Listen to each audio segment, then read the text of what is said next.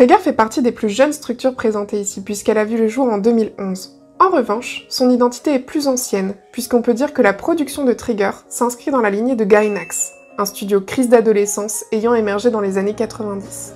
Ses cofondateurs, Hiroyuki Imaishi et Itsuka Masahiko, sont des anciens de Gainax.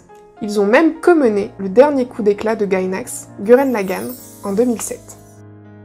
Trigger va donc produire quantité de séries appréciées des fans. Kill la Kill, Little Witch Academia, mais aussi Promare et Brand New Animal font partie de ces productions visuellement fortes et acidulées, ayant fait la réputation du studio. Le style Trigger, immédiatement reconnaissable, se caractérise par une certaine provocation, du fanservice, des œuvres très référencées et une débauche d'énergie à l'écran.